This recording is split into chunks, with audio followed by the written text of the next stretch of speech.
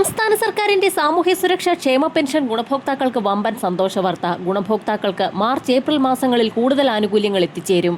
വരാൻ പോകുന്ന നിയമസഭാ തെരഞ്ഞെടുപ്പുകൾക്ക് മുന്നോടിയായാണ് സുപ്രധാന നീക്കം. സംസ്ഥാനത്ത് 2026 ഫെബ്രുവരി മാസത്തിലെ സാമൂഹ്യ സുരക്ഷാ പെൻഷൻ വിതരണം കഴിഞ്ഞ ദിവസം മുതൽ ആരംഭിച്ച സാഹചര്യത്തിലാണ് വീണ്ടും സന്തോഷ വാർത്ത എത്തിയിരിക്കുന്നത്. സർക്കാർ മാനദണ്ഡങ്ങൾ പാലിച്ച് സർക്കാർ പറഞ്ഞിട്ടുള്ള കാലയളവിനുള്ളിൽ നിർബന്ധിത സർട്ടിഫിക്കറ്റുകൾ സമർപ്പിച്ച് ഏറ്റവും പുതിയ പെൻഷൻ വിതരണ ലിസ്റ്റിൽ ഉൾപ്പെട്ടിട്ടുള്ള മുഴുവൻ ഗുണഭോക്താക്കൾക്കും ആനുകൂല്യം എത്തിച്ചേരും. വലിയൊരു വിഭാഗം അനർഹർ പെൻഷൻ പട്ടികയിൽ നിന്നും വരും ദിവസങ്ങളിൽ പുറത്താവുക കൂടി ചെയ്യും.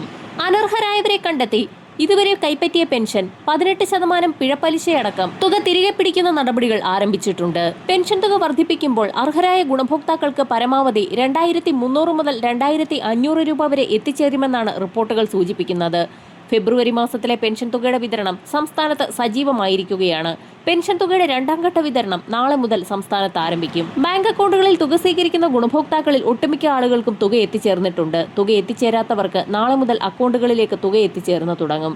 വീടുകളിൽ പെൻഷൻ തുക സ്വീകരിക്കുന്ന 24 ലക്ഷത്തോളം വരുന്ന ആളുകൾക്കുള്ള വിതരണം തിങ്കളാഴ്ച മുതൽ സംസ്ഥാനത്ത് സജീവമാകും. ഇന്ദിരാഗാന്ധി ദേശീയ വാർദ്ധക്യകാല പെൻഷനുകൾ, ഇന്ദിരാഗാന്ധി ദേശീയ വിധവാ പെൻഷനുകൾ, ഭിന്നശേഷി പെൻഷനുകൾ കൈപ്പറ്റുന്ന ആളുകളിൽ 8.46 ലക്ഷം പേർക്ക് ദേശീയ പെൻഷൻ പദ്ധതിയിലെ കേന്ദ്രവിഹിതം കേന്ദ്ര സർക്കാരാണ് നൽകേണ്ടത്. ഈ തുക ഒട്ടുമിക്ക ഗുണഭോക്താക്കൾക്കും ലഭ്യമായിട്ടില്ല. ഇത് കൃത്യമായി ലഭിക്കാത്ത സാഹചര്യത്തിൽ കേന്ദ്രവിഹിത ഇനത്തിലുള്ള 24.21 കോടി രൂപയും സംസ്ഥാനം മുൻകൂർ അടിസ്ഥാനത്തിൽ അനുവദിച്ചിട്ടുള്ളതായി ധനമന്ത്രി കെ എൻ ബാലഗോപാൽ ഇപ്പോൾ വാർത്താ സമ്മേളനത്തിൽ അറിയിച്ചിരിക്കുകയാണ്. ഈ വിഹിതം കേന്ദ്ര സർക്കാരിന്റെ PFMS സംവിധാനം വഴി ഗുണഭോക്താക്കളുടെ ബാങ്ക് അക്കൗണ്ടുകളിലേക്ക് നാളെ മുതൽ ക്രെഡിറ്റ് ചെയ്യപ്പെടും. 200 മുതൽ 500 വരെയും 1000 വരെയും പെൻഷൻ തുകയിൽ കുറവ് വന്നിട്ടുള്ള ഗുണഭോക്താക്കളുടെ ആധാരധിഷ്ഠിത ബാങ്ക് അക്കൗണ്ടുകളിലേക്ക് നാളെ മുതൽ കേന്ദ്രവിഹിതം എത്തിച്ചേർന്നു തുടങ്ങും. അടുത്ത പ്രധാന അറിയിപ്പ് സംസ്ഥാന സർക്കാർ ജീവനക്കാർക്ക് അഷേർഡ് പെൻഷൻ ഉറപ്പാക്കി സർക്കാർ ഉത്തരവായി എന്നുള്ളതാണ്. നിലവിലുള്ള പങ്കാളിത്ത പെൻഷൻ പദ്ധതിക്ക് പകരം ജീവനക്കാർക്ക് കുറച്ചുകൂടി മെച്ചമായ അഷേർഡ് പെൻഷൻ സ്കീം കൊണ്ടുവരുമെന്ന് ധനകാര്യമന്ത്രി കെ എൻ ബാലഗോപാൽ ബജറ്റിൽ പ്രഖ്യാപിച്ചിരുന്നു. ഇതിന്റെ ഭാഗമായാണ് മിനിമം പെൻഷൻ ഉറപ്പാക്കുന്ന അഷേർഡ് പെൻഷൻ സ്കീം 2026 ഏപ്രിൽ 1 മുതൽ പ്രാബല്യത്തിൽ വരുത്തിക്കൊണ്ട് ഉത്തരവിറക്കിയത്.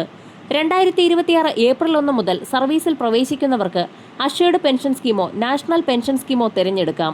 നിലവിൽ നാഷണൽ പെൻഷൻ സ്കീമിൽ ഉൾപ്പെട്ടിട്ടുള്ള ജീവനക്കാർക്ക് അഷേർഡ് പെൻഷൻ സ്കീം തിരഞ്ഞെടുക്കാനും അവസരമുണ്ട്. വിരമിക്കുന്ന സമയത്തെ അടിസ്ഥാന ശമ്പളത്തിന്റെ 50% അഷേർഡ് പെൻഷൻ സ്കീമിലെ പരമാവധി പെൻഷൻ തുക.